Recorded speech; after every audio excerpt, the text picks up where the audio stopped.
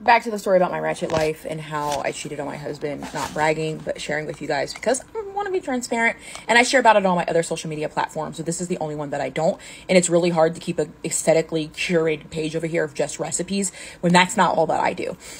So anyway, go watch the other videos that are like before this, or search my playlist that says new here.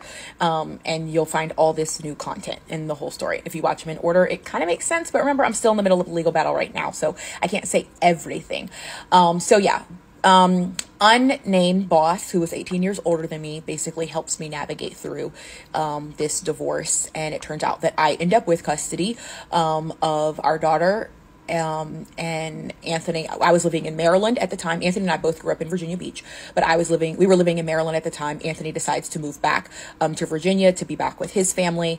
And we worked out a custody arrangement where he would see Penelope, our daughter, who was like 9 months at the time. He would see her like one weekend a month. She would get to go down there to Virginia. She was like, by the time the divorce was over, she was like 1.5. Yeah.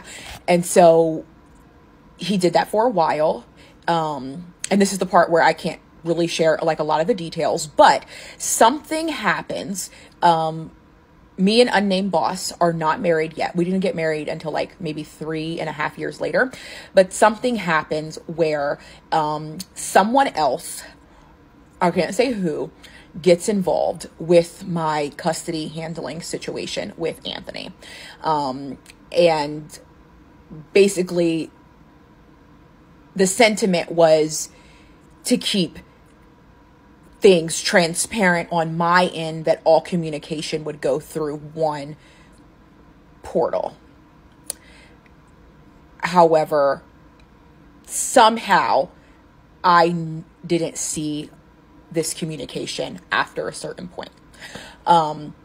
So at one point, I think that Anthony stops requesting to see his daughter, but I will not find out until 10 years later that he was actually still requesting to see her.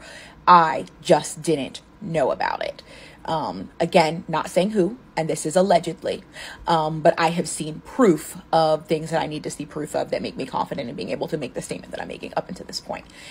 So after Penelope's about 3 years old, Anthony stops exercising his visitation, but continues to pay weekly child support. He has done that for the entire time. So he continued to take care of his daughter.